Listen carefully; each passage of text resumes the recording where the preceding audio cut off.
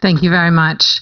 I'm going to begin by introducing the panelists. We have one additional panelist who will be joining us, we believe, in just a few minutes. I'm going to begin by introducing Tim Gitzel, President and CEO of Cameco. Elisabeth Rizzotti, Chief Operating Officer of Newcleo, and Cosmin Ghita, CEO of Nuclearelectrica. And soon to be arriving, we hope, Fatih Birol, Executive Director, International Energy Agency. So, good afternoon. This is a wonderful opportunity for us to have a conversation with you about nuclear energy. Today's panel is called Nuclear Power as a Substitute Energy. So maybe I'll just have a few reflections, and then Tim, I'm going to turn to you to begin with maybe some opening thoughts. You know, when it comes to finding an alternative to carbon-emitting fuels, nuclear is the perfect substitute. It is the only energy source that's 24/7, 365, rain or shine. It's reliable, it's abundant, and it's affordable for consumers. But, you know, that's today. What about tomorrow? We're living in dynamic times. Over the past several years, the energy sector has really been seeing the emergence, and I would say convergence, of two priorities, and that is the need to decarbonize, as well as the need to achieve greater energy independence and security. And then this past year has really brought an additional dimension, and that is the projection for an overwhelming increase in the amount of energy that's needed. This is really being driven by the demands of artificial intelligence, as well as the electrification of the manufacturing and transportation sectors. So we're really at a very pivotal moment, and I'm proud to say that nuclear is not just a substitute. Nuclear is, in fact, a critical part of the solution. I know here in France, nuclear's necessity has long been recognized, and now major corporations are also embracing this truth, along with a dozen other countries. In fact, 31 world leaders have pledged to triple nuclear power by 2050. And 14 of the world's largest financial institutions have also backed this pledge. In Silicon Valley, titans are also investing in nuclear. The computing power used by artificial intelligence is doubling every 100 days. And nuclear is the only clean energy source that's able to keep up with that. Just this month, Meta has announced it's targeting up to 4 gigawatts of new nuclear capacity in the US to help power their AI innovation. 4 gigawatts, that's equivalent to 4 large reactors. Tech companies aren't alone. From petrochemical firms to industrial manufacturers and transportation giants, huge swaths of the economy are now pivoting to nuclear. Although these customers have different plans and different ideas and perhaps different ambitions, they all have one thing in common. They need clean, reliable energy, and they need a lot of it. So, as I said, nuclear is part of a solution, not just a substitute. So now I'm excited to discuss these ideas further with the exceptional panel of experts that we have here on stage. So please, a warm welcome to Tim Gitzel. And Tim, I'm going to turn to you for some opening thoughts.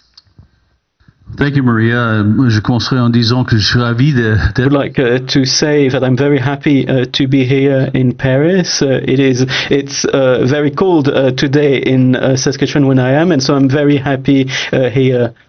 I was 5 years of my life here at Areva in Paris, so I'm very happy to be here. to be here in what is one of the countries that has really built out the nuclear program in the world. And I think there's six big white lights up behind me. And I think in France, 4 of those lights, maybe 5, are fired up by nuclear power in this country. People don't realize that I've been sitting in on some of these sessions. Not much talk about nuclear, lots of talk about many alternative energies, but not much talk about nuclear. France, the world leader in nuclear power, with I said I worked with them, some of the very smartest people in the world, and is going to lead again going forward. So what have we seen? We went through a rough patch in the nuclear world after the Japanese accident in March of 2011. It was a tough period. Companies like ours, Cameco, we went through a very difficult period. People were saying, well, really nuclear? Should we go nuclear or not? But really about 2 or 3 years ago, we saw it coming back. We started feeling tailwinds with the push toward climate change and climate crisis and climate catastrophe and the race to net zero and Greta Thunberg and all of that stuff was out there. And people were looking at their energy choices and they said, well, we don't really like coal that much. We don't like oil that much. We don't like gas particularly. We don't like damming up rivers if you even have them to dam up. We don't love nuclear. Wind and solar, okay, but they're intermittent. But boy, when you flip the switch, the lights better come on.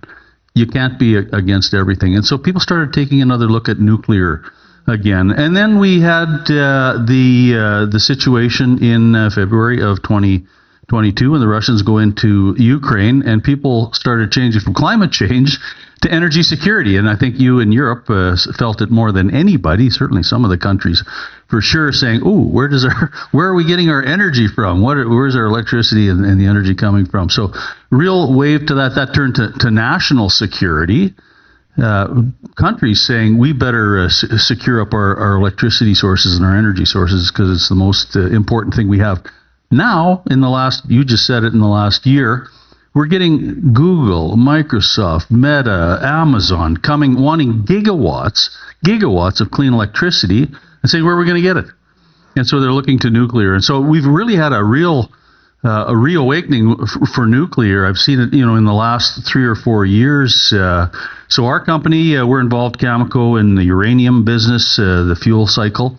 And then we took a look at this situation. We said, well, it's now or never. And so with a partner, we bought a company called Westinghouse. And we said, we're going to be right from uranium to conversion to enrichment through to building reactors. And we believe in nuclear. And so a substitute, that doesn't fit very well for me either. I think it's going to be a principal source of electricity going forward for many years. Excellent. Thank you, Tim. Elisabeth, let's go next to you. Newish company, great big ideas. Tell us a little bit about Newcleo. Thank you very much. Bon après-midi à tous. Thank you for this invitation. It's a great privilege to be here and to talk about what I consider an amazing story. It is the mission of our company. I'm the privilege to have founded. I'm one of the founders of Newcleo, a 3 years old company, so a very young company, but based on a 35 and even more proven technology. We aim to produce nuclear energy based on generation for nuclear reactors, so the very small reactor with a fast neutron. So it belongs to the new generation of reactor, very efficient, very small, with the cost competitiveness. But what makes unique our business model is that we aim to, as you mentioned, after February 2022, a lot of things changed. And at the beginning, our mission was only provide the technology of this reactor belonging to the new generation. But thanks to their strong efficiency, these reactors are also able to use poorer material than uranium. And this is why we decided from the beginning, and not in the second phase of our strategy, to use as a fuel the result of a reprocessing of current waste produced by the current nuclear industry. And this is the reason why our pan-European company is based in France, where the best competence is on this technology. So, and with Orano, who is, I think, well, the friends of Orano are here in the room. We are working on this amazing project. So we are talking about nuclear, which is completely zero emission, so clean energy. Intrinsically safe. We don't talk enough about safety, but the new generation of reactors are intrinsically safe because of the physics of this reactor. In case of accident coming from the external or the internal, this reactor can immediately stop. This makes them completely safe. The competitiveness from a cost point of view, economic point of view, comes from the standardization, the possible standardization of this reactor that can be built in a factory and then transported where we need it. We are not talking about anymore about a big nuclear plant that requires a lot of space, a lot of issues from an acceptability point of view, and also a lot of money, and often the capital comes from the government. But we started with our company a new era also for from the nuclear, as it happened for the space sector, where the private investors are also interested because it is affordable also for a private investor. And in this way, we already raised more than 500 million euro, only private money in Europe. And this is a demonstration of the strong sensitivity there is on, as you said, on climate change and now also on in energy independence. Excellent. Thank you. Excited to learn more about what you're doing. And now let's go to Cosmin Ghita. Cosmin from Romania. Tell us a little bit about what's going on in Romania for nuclear. Thank you. Thank you. It's a very exciting time for our industry in the country, especially as we are embarking on an ambitious development program to meet our own country's and the region's energy security, but also meet decarbonization goals. In that sense, Romania has embarked on a series of projects to close the build out of units 3, 4, which is doubling our current capacity. Right now in Romania, we're powering one of 5 light bulbs through nuclear power, so we hope to get to almost 3, given also increased demand. And we're also building the first small modular reactor, replacing Romania's first thermal plant that was shut down probably 15 years ago. So this is a very good exercise, hands-on coal to nuclear, that we're actually deploying, and we're testing a case of integrating with renewables. In the same case, Romania is also looking at generation 4 lead-based reactors as possible waste burners, and if everything moves okay within the EU, we'll see a series of changes to have an integrated fuel cycle. And this is something that we have focused a lot to try to minimize our footprint and of waste and make nuclear sustainable, but also generate more electricity. We've managed to maintain an integrated fuel cycle through the processing of uranium octoxide to uranium dioxide, and we have a very good partnership with Cameco there, as well as with others.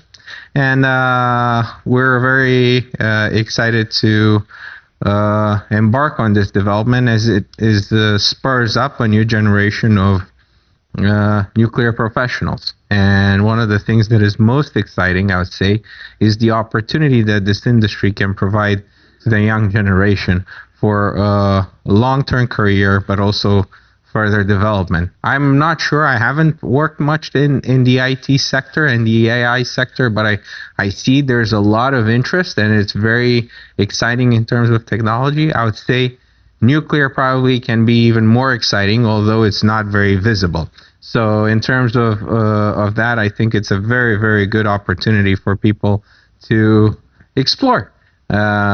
a domain where you learn everything day in, day out, moving from regulation to operations to engineering, maintenance, fuel, waste disposal. You got it all. Excellent. Thank you very much, Cosmin. Fatih, I'm giving you about 15 seconds to put your jacket down and then ask for you to come up on stage. Your timing is perfect. We have just all had a couple of opening comments, and now to you. Again, I introduced you earlier before you arrived, Fatih Birol.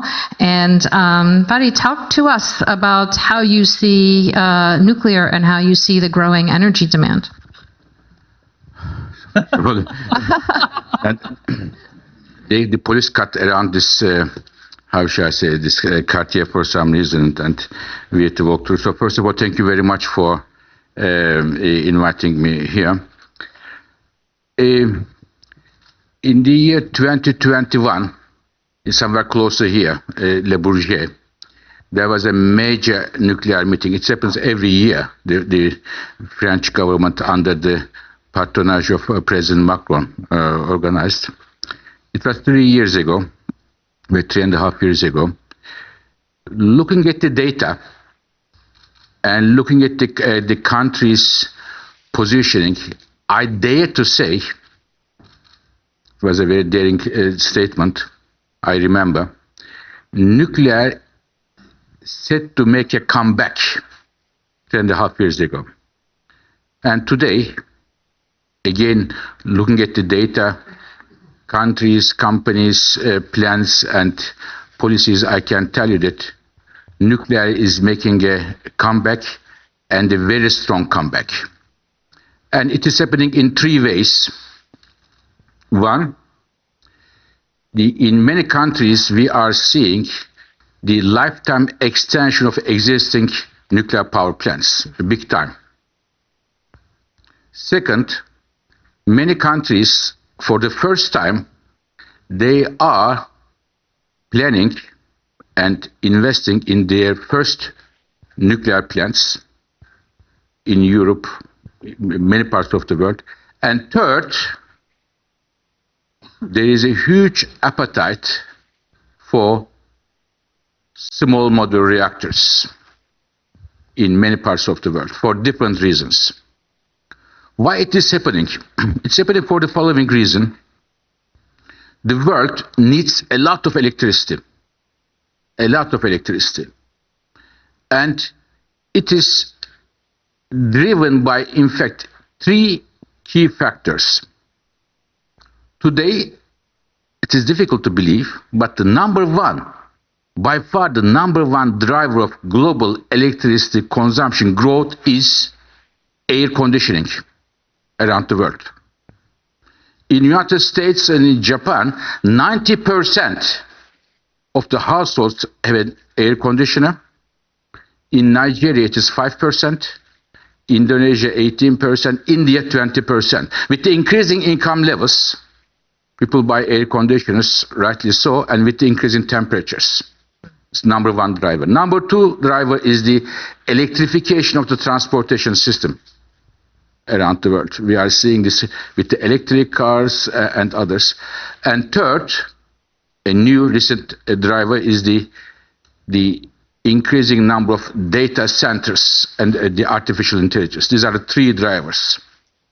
And when we look at the last 10 years, global energy demand increased significantly, but global electricity demand increased 2 times higher than the energy demand. And in the next 10 years, global electricity demand will increase 6 times higher than the energy demand. And it is the reason we say at the IEA, after seeing the age of coal started with the Industrial Revolution in the 18th century, and now having the age of oil and gas with us and will be with us for many years to come, we are seeing the footsteps of age of electricity is starting. And for the age of electricity, we need, among others, nuclear power plants. So I saw the title of this very session is Substitute, the of nuclear power. I don't think that nuclear is a substitute. I think in the countries where it is accepted, nuclear is one of the key options to provide secure and clean electricity. And it is the reason I believe nuclear is making a very strong comeback with a lot of challenges. If you wish, we can talk about that. But it is wherever I go around the world, I see nuclear is coming with strong and very, very fast steps to be a key part of our energy system, and I should say the power system in the next years to come. Excellent, thank you. And wonderful comments, and they fed right into the comments before you arrived. Tim, I'm going to start with you. Let's think about supply chain. And as the demand, as he mentioned, and we've talked about for nuclear increases around the world, obviously it's hitting the global supply chain. Can you share how that growing demand is impacting fuel services? Because you see that directly, and you can think broadly also about supply chain if you have other comments.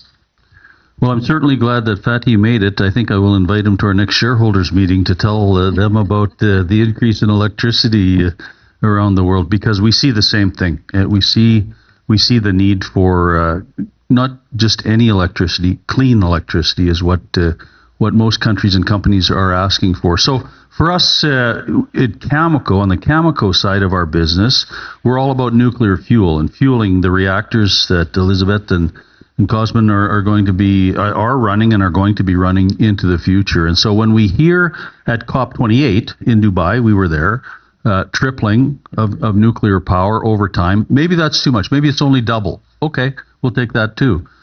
Double. That means on the fuel side, we have to double the fuel. That means we have to double the amount of uranium we're producing, the conversion, the enrichment, and the fuel fabrication.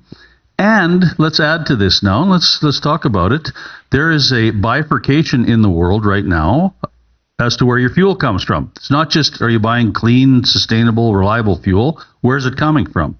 Well, after the Russian move into Ukraine, there were a lot of countries and companies put sanctions on that fuel and said, we're not buying from them. So all of a sudden, 30%, 40% of the enrichment capacity in the world, about 29% of the conversion capacity, 17 or 18% of the uranium is off limits to a lot of countries and companies. So now you have, who are you buying from? And so that's where, we stepped in. We saw all of a sudden there's a bit of a shortage. And Maria, you and I worked on crisis committees on fuel right away, saying there's not enough conversion. The price of conversion, so you take, we mine uranium. It's a rock. We mine it, turn it into yellow cake. Then you have to convert it to a gas. So that's called conversion. The price of conversion 5 years ago was about $6, $7, $8, $9 a kgu, kilogram of UF6. Today, I think it's 70. I mean, that's what happens when you have a tightness in supply. Now, it's temporary. Over time, we'll build out new supply and get new supply ready, but that's where it goes. And so we need to be ready in the conversion, and then there's enrichment is next. That's a tricky part of our business that not many countries have, because if you use it in the wrong fashion, it can not work out very well. So there's enrichment, and that was short as well, because a lot of countries were relying on Russia for enrichment, and then they couldn't. And so, but again, you can build new conversion facilities, you can build new enrichment facilities, but uranium, you either have it or you don't. You can pass all the government policy you want that says, well, we shall mine uranium somewhere. If it's not there, you can't mine it. And so it's going to be tight all through the system, but I will tell you, we will have the fuel available. As we see the build-out, as we see new units being built in Romania, we will have CANDU uranium ready for Cosmin and his team when he needs it, because we have enough time.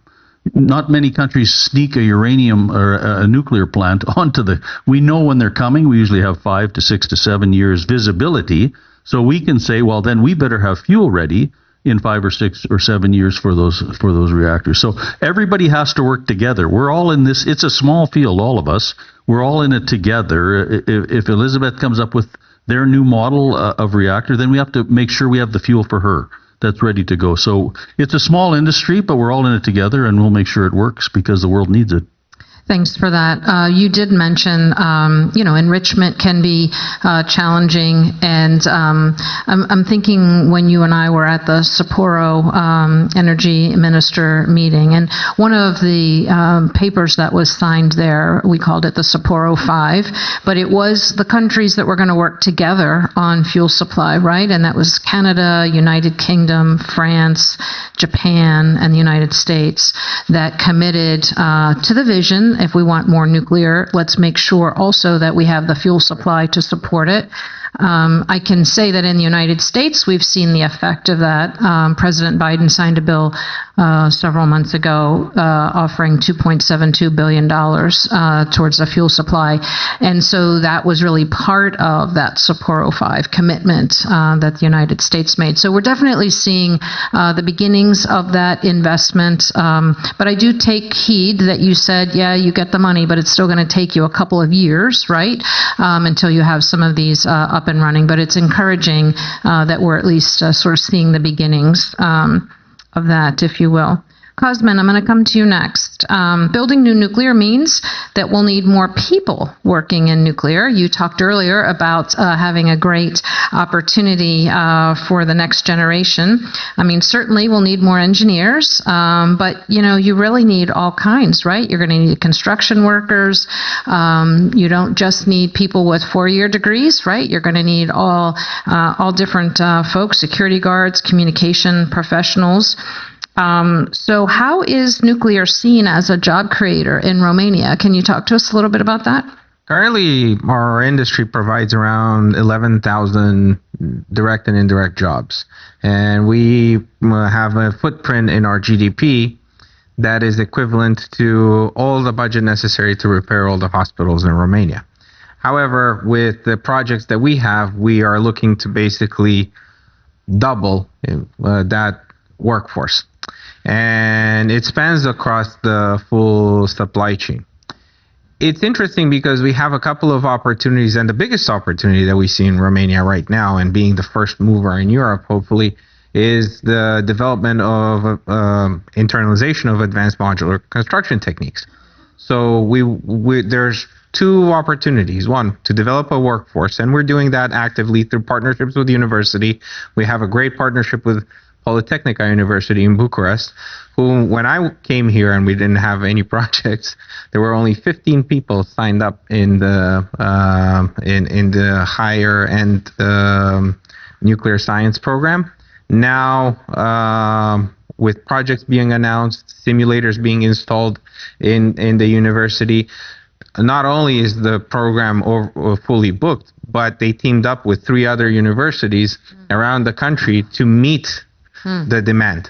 So we're seeing a positive response from people as they're seeing exciting technology, and we're drawing down talent. And now I'm getting phone calls from some of the IT industry or some of the larger manufacturing in oil and gas to see to be scolded for taking part of their workforce. So we're seeing migration coming in, and it's also a great conversion possibility for people that are for the workforce that is being left out from coal exploitation.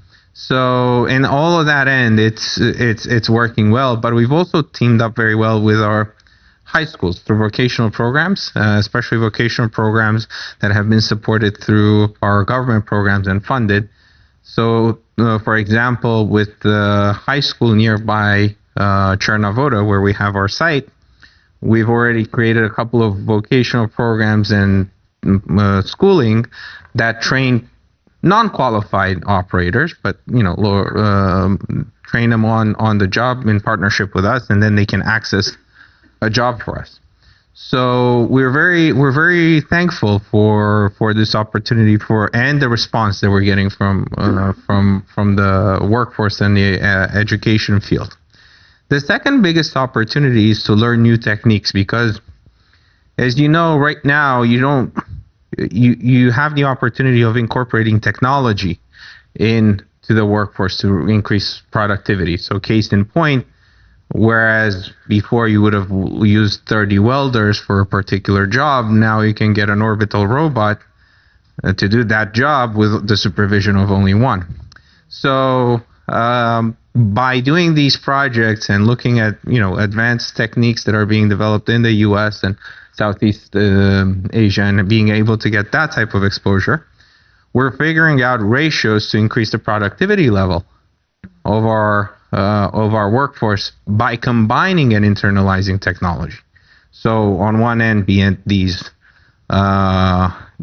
advanced modular construction techniques, software that you're using for managing construction. So that also provides a good input for our very well developed IT industry in Romania for applications. So at the end of the day, a nuclear program, this is especially a modern one, is a development program for all throughout the supply chain, and I highly recommend it to countries that want to embark and rejuvenate their workforce and their supply chain. Excellent. Elisabeth, coming to you next. So Newcleo has a very unique model. You're providing services, you're designing a reactor, so you're sort of from beginning to end, if you will, with Newcleo. So tell us a little bit about what do you see as some of your biggest challenges from a supply chain perspective, and what are you doing working with your suppliers to make sure it won't affect your deployment? Thank you for the question. And I think the hugest challenge is, as Cosmo said, is the capabilities and the competence that we'll need in a few years, because a lot of projects are working in making this new nuclear generation real. And for sure, just in France, we calculated that there is a need of 100,000 engineers that we'll need in a few years, not as a company, but as a industry. So for sure, and we're not talking only about nuclear engineers, but as I told you earlier, we need all of type of engineer in the nuclear sector. But it is for sure the profession of the future. But coming back to the challenge, how can we fight this challenge? We started from the beginning a very strong M&A strategy with the aim of build our own supply chain. So selecting in the market the most important strategic and essential capability. We selected a few companies that we hired. There are companies already supporting the nuclear sector. And so with the specific capabilities that we internalized, so far we acquired 3 companies, but others are on our desk, other dossiers are in our desk. This will allow us, first of all, to have revenues from the beginning, because we are a business company, so we need also to have revenues from profitable companies working today for other subjects in the nuclear sector. But in a few years, because our roadmap talk about we will start the building of our first of a kind reactor in 2027. So we will, at this time, we will have the count on the specific capabilities according to this internalization of a specific company. So it's quite a tricky strategy, because we need to select, to cherry pick the real essential company without absorbing too much capital. But this is exactly a long-term view that will allow us to have the right competence in the future. Of course, we will always having also a lot of relations. We have something 90 partnership in the market, commercial partnership, because we need so many competencies in this business. But the most critical will be internalized. Excellent, thank you. Fatih, coming to you next. If you think about the past few years, energy security has definitely arisen among many countries. And as you look ahead, what emerging risks do you see related to energy security, and how does nuclear play a role, helpful or maybe not helpful in that? Thank you. So I mentioned that there are some challenges for the nuclear making a strong comeback. It is not taken for granted. I see basically three challenges. I agree with the challenge of skills for the engineers, skilled labor, and so on. But this is, if we build a lot of nuclear power plants, this will be solved because there's a lot of interest, good salaries, and people see the future. Now, challenge number one, and I am sure that some of the colleagues may not like to hear that, but when I look at the last several years, nuclear industry doesn't have a very good reputation in terms of delivering on time and on budget.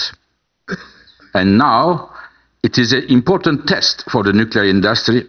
These cost overruns and big delays we have seen, whether or not this will be corrected and the nuclear industry will be able to deliver on time and on budget. This is number one challenge I see.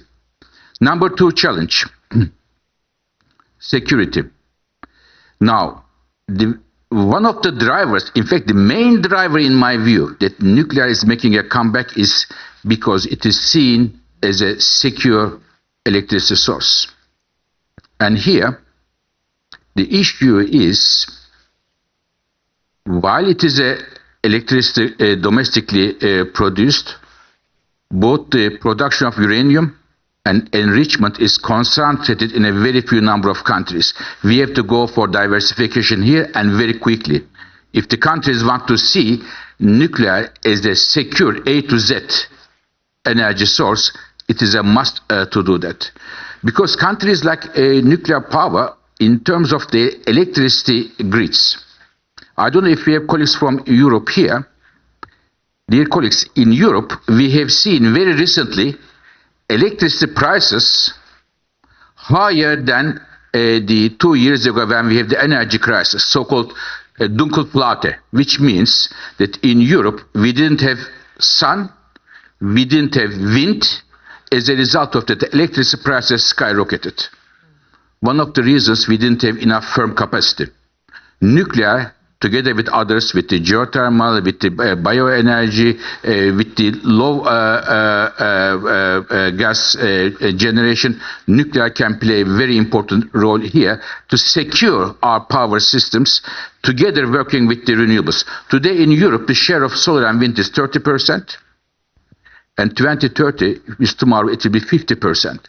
It means our vulnerability to the such no sun, no wind occasions will be much higher. Therefore, nuclear can play also a balancing item there. So from all point of view, plus nuclear being a clean energy source, doesn't emit emissions, it is really a great contribution. And the final challenge I see, and perhaps today is the biggest challenge in many countries, financing nuclear power plants.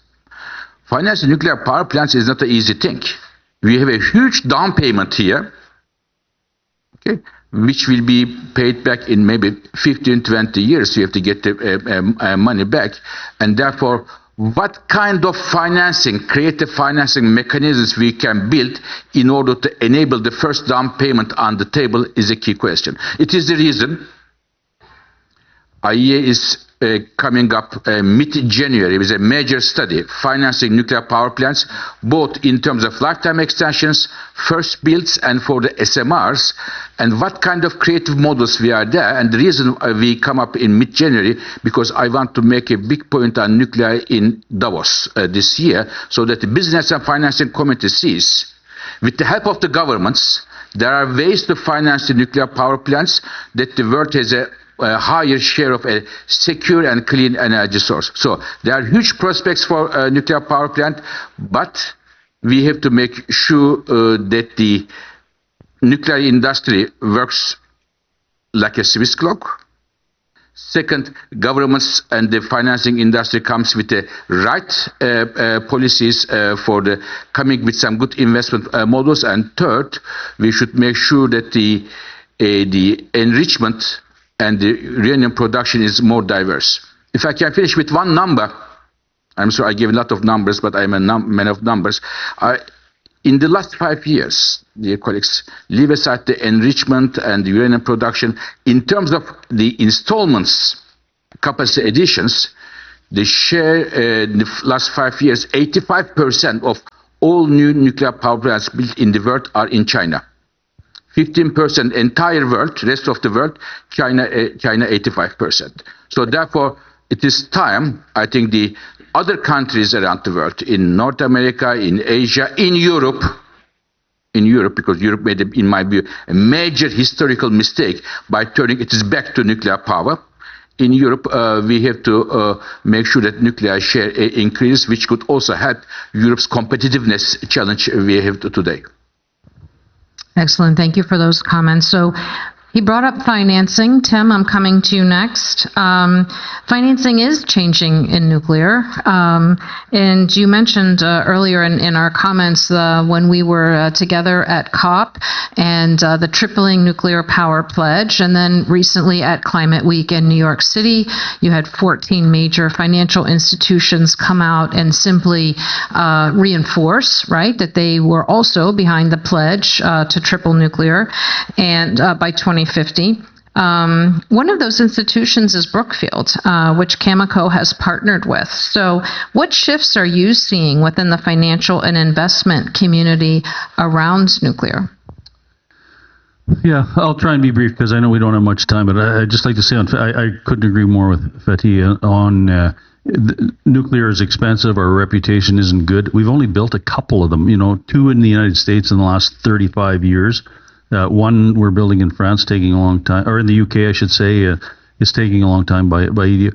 The Chinese are building 6, 8, 10 every year, and they're good at it. And so that can't be the only country in the world that can build nuclear. We did it here in France, 54 reactors. We had 20 in Canada. We've got 94 in the US. We did it at some point in time.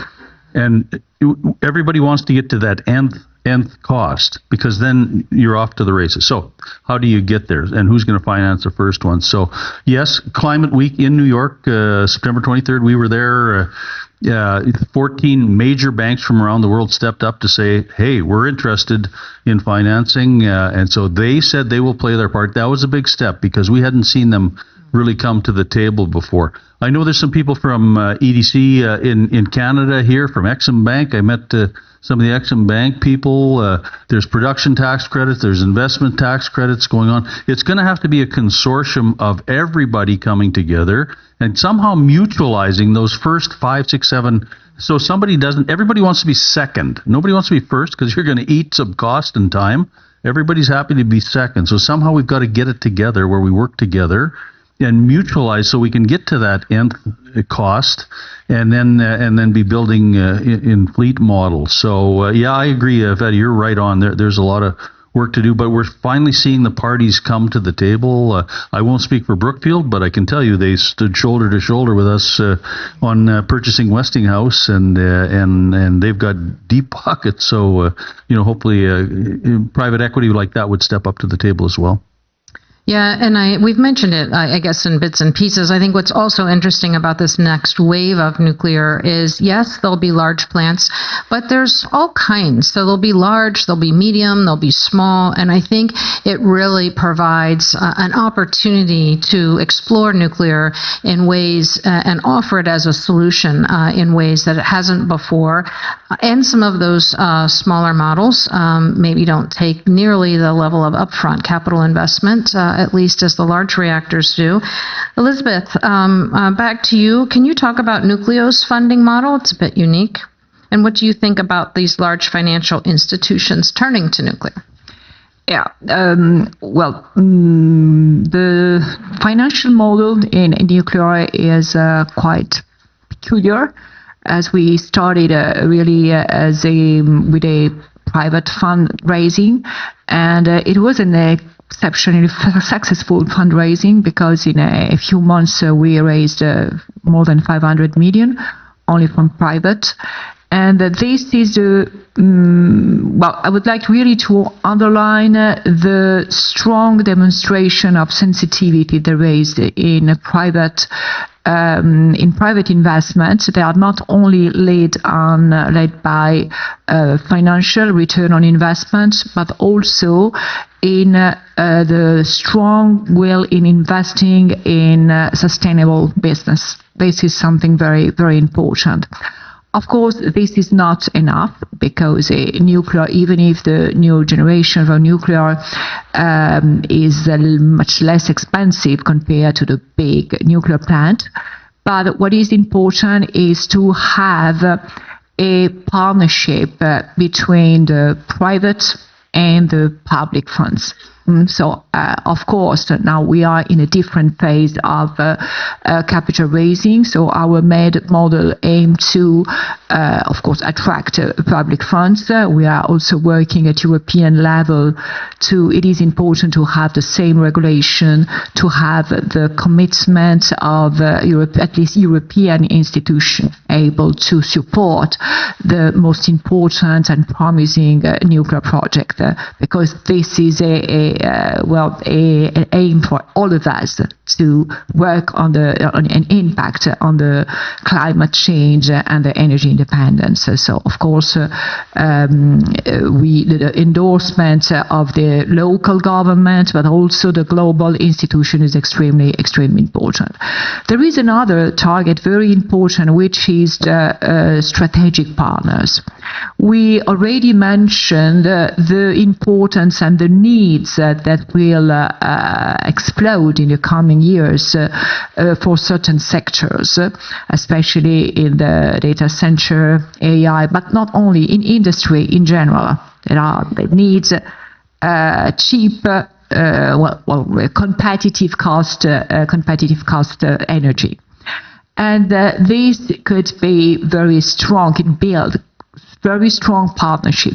The partnership because not only financial investors but strategic partners, because they will be the first user of the energy that we will be able to provide from 2032 at a very competitive cost. So it is important to have a medium long-term view to establish this kind of partnership. I didn't mention funds and private equity, and because of course this will be in the future a very interesting investor, but we are not considering now as they usually work on a short-term view, especially in Europe. In the US it is completely different. They work on a longer term view, but especially in Europe they usually don't invest in the early stage, even if things will hopefully change. And because of course we need the support of all these actors I mentioned to support the most important and promising project on nuclear. Excellent. Thank you. Cosmin, coming to you next. We're talking about private sector investment, and that's needed and necessary, but also government support will still be very important. I saw Rita Jo Lewis here earlier from our XM Bank. And so are you seeing governments around the globe stepping in to finance new nuclear? What's your view? So we're seeing more and more openness from governments to fund. And before we're going to have some of these plants built in the Western world to take the edge off, as I would like to say, the first in a while build outs, probably export credit agencies, at least in Romania's case, will support the crux of that particular financing package. Particularly because of the long tenure and the grace periods that accommodate the long construction times that are associated with nuclear projects. Now, one thing that the OECD doesn't do as well as non-OECD countries, where it does very well, but it's not necessarily conducive for business support, is regulate. And there's this consensus that has been going on right now that has been requiring a heavier down payment than is practiced by export credit agencies outside the OECD, 15 to 20%. During the Ukraine crisis, and this has been part of our model, we've seen a decrease, relaxation of that rule, going down to 5 to 10% down payment. And local governments are always supportive to support to provide funding schemes. For example, in Romania, our government has done a lot of work on putting together a contract for difference package, was similar to the one in the UK, with certain changes and adaptations to the Romanian landscape and reality. But we find that as a very interesting model, together with offering guarantees. A lowering of the down payment not only reduces the weighted average cost of capital, which means a lower LCOE altogether, but it also means affordability for projects, because the bottleneck has been the down payment, which we so-called the equity contribution. So if in the net consensus, and we've seen this discussion and within the OECD coming up, and maybe this is something to be taken into consideration in your next discussions, Mr. Birol, to review the policy for nuclear, at least for this decade, while private funding ramps up and sees proven technologies and proven supply chains to take the edge off on the cost overrun. Maybe that's one way to support it. The other way in which which governments can support it is by focusing on cost overruns. And I think a public-private partnership where cost overruns, which is the type of risk that makes nuclear unpalatable. It takes a nuclear project from a risk cost of 8% or 7%, which should be an nth of a kind, where you have your risk analysis. Actually, an nth of a kind on a project like refurbishments in Canada have been executed very successfully, can be into 5 to 6% range. So then your interest is in normal land. If you can price that risk, if you can figure out a mechanism that takes the risk from a first in a while, that I don't know, some of the IEA and EA papers price it at like 17 to 20%. Take it down to 18% and support the cost overrun. That's maybe one way in which governments can step in and support more of this. When you're benchmarking against the support that has been given for renewables, it kind of makes sense. 20 years ago, or 12 years ago, in Romania, first solar panels that were installed used to cost around $6 million per megawatt installed. Come 12 years now, heavy support scheme that has been driven all throughout the EU. The cost has been driven down to 1 million per megawatt. What has happened? A lot of subsidies, a lot of funds that have created a supply chain that now makes solar by itself almost competitive.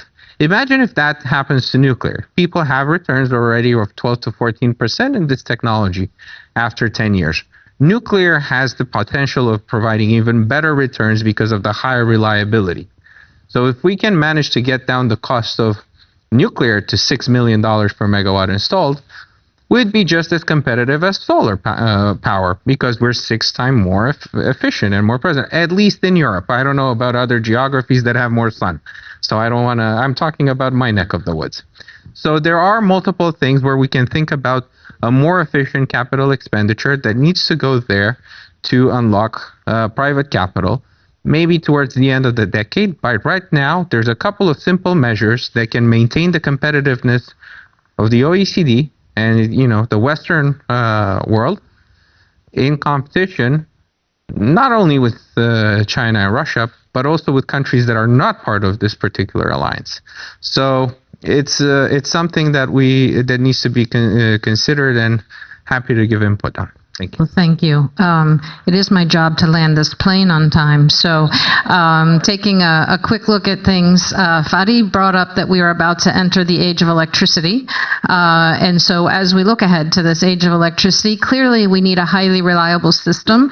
There's a lot of reason and data to suggest that a nuclear backbone of that electric system gives you that round-the-clock clean energy upon which would drive a very highly reliable and affordable system, but it's not going to be easy. There's a lot of challenges along the way. We've mentioned a few things here. It's on the industry to become on cost and on schedule, and it's on, I'd say, the financial community to be a little bit creative to help us bring some of these brand new technologies to the market. Fatih, I'm going to turn to you for some final thoughts and closing comments. Thank you. First of all, if I may, and we talk about nuclear and how important nuclear is and even will be in the future, I want to calibrate a bit to say that we expect, of course, renewables to grow very strongly as well, led by solar and wind, which in turn makes the role of nuclear even more critical in order to have a secure electricity system. Now, I would like to, about the financing again, I would like to offer one comment. Not only for nuclear, but in general, private money goes there where they are sure that they have handsome returns. They will not go there in order to save the world, save the planet, make everything secure. They will look at what is my return and what are the risks. Now, given in my view, and I am representing many governments here from a public perspective, if we believe nuclear is important for energy security, which it is, if we believe nuclear is important for national security, which it is, if we believe nuclear is important to address the climate change challenge, if we believe that nuclear will make the life of or integration of renewables better in the electric system, which it is, then there is a very important role for governments to play here. And governments need to play a role in order to provide a framework for the private investors so that nuclear is an investable sector, both in terms of the remuneration of the nuclear services to the energy security and addressing the environmental challenges, de-risking the investments, and at the same time making sure that the investors will make money from their investment in the nuclear industry from long-term contracts to the de-risking those investments. So there is absolutely a role for governments to play if they want to see the share of nuclear higher than today in the future. Thank you so much. Big round of applause for the panelists.